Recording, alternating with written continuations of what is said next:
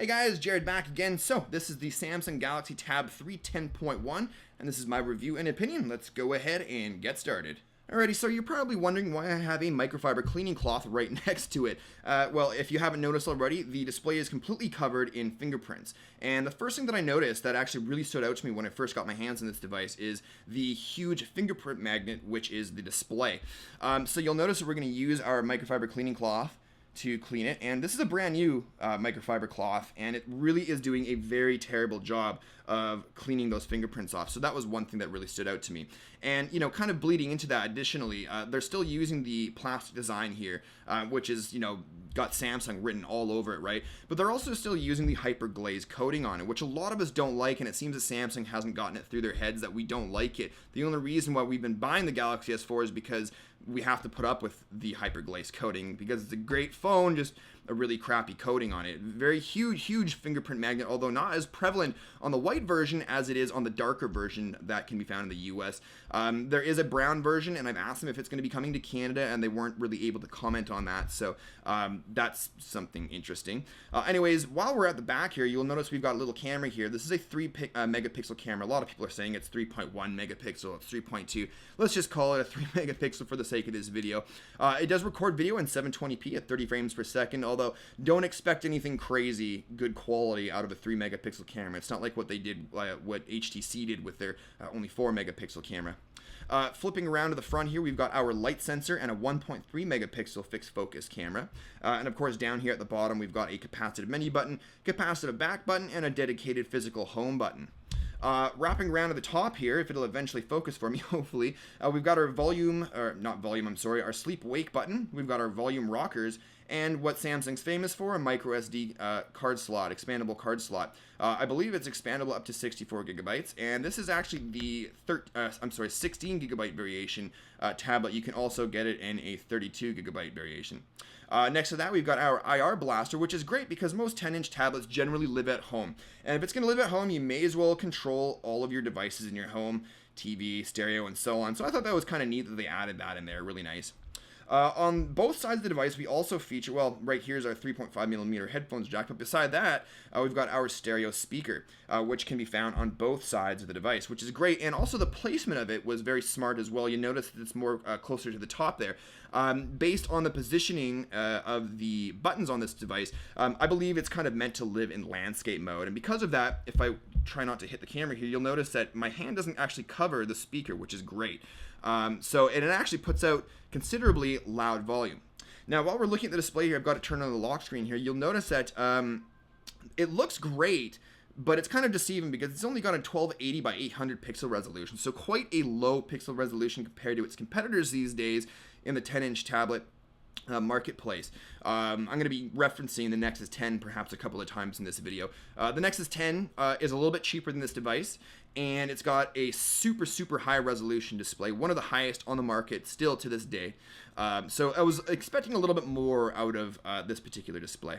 Now, this is running Android 4.2.2, and it is running Samsung's latest TouchWiz version. However, it is lacking quite a bit. So if we're going to go ahead and pull down the notification tree, you'll notice this is kind of lacking right from here. You'll notice we've got those power toggles that we're familiar with up at the top, but you'll notice we can't actually scroll through them because this is actually lacking a lot of the bells and whistles that we've seen in, say, for instance, the Samsung Galaxy S4.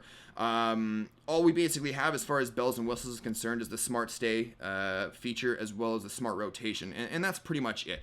With Android 4.2.2, we do have that quick toggle setting, but when I press it, you'll notice because we don't have any more toggles, that's basically it. However, we do still have the option to edit those toggles from the settings menu here, and if I wanted to, I could replace GPS with the sync, pull down the notification tray, and you can see that we've made the changes there, but that's pretty much it. So it is very lackluster in that department there. You'll also notice since we pulled down the notification tree, it actually spans the entire display. Most tablets these days, you'll pull down the notification tray, and it only just brings down a portion or covers a portion of the screen. In this instance, obviously, as you can see, it covers the entire thing. And when you receive notifications, it doesn't just show up on the left hand, it covers the entire thing, which is really strange and looks very out of place. So that was a little bit strange, but hey, at least we do still get a brightness slider, right? So backing out there, we do of course, have all of our Samsung applications jumping into the application drawer here. A lot of the different Samsung applications. So for those of you that take advantage of a lot of their services, Chat On and Group Play and other various services, you might really appreciate this tablet. But for me, for instance, I don't really use a lot of the Samsung services, and for the price point and the type of tablet you get, I don't know if this is something that I would personally purchase for myself. That said, while we're still here, go ahead and jump into the camera application. Now, although this is running Android 4.2.2 and Samsung's latest TouchWiz, we don't actually have that cool camera application that we see in the Galaxy S4, although we do still have access to various different camera settings to be able to take better control of the photos we take. You've got effects, you've got exposure value, white balance, and so on. And the same thing can be said for the video mode side of things as well. You've got a number of different settings in here. With this application, you can actually record video and pause the video and then pick up where you left off, although you can't take pictures while recording video like you can with the Galaxy S4 and Galaxy S3, respectively. Jumping back into here, we have a bunch of, like I mentioned before, the Samsung applications. You've got Smart Artist. It doesn't have the S Pen, which would have been kind of a nice addition considering it does have like the Samsung's Memo and the Paper Artist and things like that. We do still have S Voice, which I've actually disabled the double tap home to kind of speed things up a little bit more for me. We also have two IR Blaster applications. We've got Smart Remote and Watch On. And from what I understand, the reason is when this first started shipping before the first small update came out, they actually didn't ship with Watch On, oddly enough. So they included Smart Remote. And since, I guess, the update, we've been given Watch On. So now we've got two if you want them. Now, this particular tablet is more of a media consumption device rather than, say, for instance, all-around device, gaming, and so on, kind of like the Nexus 10. The reason behind that is because it's only got an Intel dual-core Atom processor clocked at 1.6 gigahertz. Now, don't let that dual-core word or phrase make you shy away from this tablet. The Atom is actually still a pretty beastly processor. In fact, I've seen Antutu benchmarks of this device coming in at about 20,000 points. So that's actually a considerable benchmark for this tablet here. However, where it's really lacking is the RAM. It only comes with 1 gigabyte of RAM, and I think that's what's really holding it back from being able to achieve so much more. That said, I actually only have one user downloaded application, which is Netflix there, and I've actually uninstalled the other applications that I installed previously, which were actually games. And the reason behind that is because when I downloaded Shadowgun Dead Zone as an example, or even Need for Speed Most Wanted, although the applications downloaded and installed just fine, I could even launch them. As soon as the launch was complete and I was actually in the games themselves, I wasn't actually able to play anything because when I attempted to, the thing would just crash on me right back to the desktop. Or it would just freeze altogether. So after various tests with the games that I personally want to play, unsuccessfully, I just said, okay, this is definitely just a media consumption type device. That said, even though it's got a lower resolution display, watching YouTube in 720p works just fine. Let's see, I think I still have it open here. There we go. And I can show you here. Hopefully there's no advertisements playing. There you go. And if I was to put it in full screen mode, it looks just fine, right? I mean, that looks fantastic, That said, also Netflix looked just fine to me, but don't expect to be watching 1080p movies in like the best resolution. Obviously, a 1280 by 800 pixel resolution is definitely something to be desired. Now, because of those lack of internal specs, the dual-core processor being held back by the 1 gigabyte of RAM, I have noticed quite a bit of lag throughout the device here, whether it's opening applications or trying to do some multitasking, which was really disappointing here. The thing is, though, what I found most strange is that in their Galaxy Tab 3 8-inch device, you actually have access to the multi-window feature. So for those of you that don't know what that is, you've got actually a little bar here at the side, and you can actually drag and drop two applications to cover half the screen, so you can actually do some true multitasking. That isn't a feature available in this particular device, which was really surprising and disappointing considering that would have been perfect on a 10-inch device to be able to do something like that. So that is something to keep in mind. Because it is Android 4.2.2, we do have access to lock screen widgets. So as you can see, we can scroll through with a sort of carousel effect, which I think looks really cool. And of course, we have access to various different widgets and things like that that are preloaded onto the device.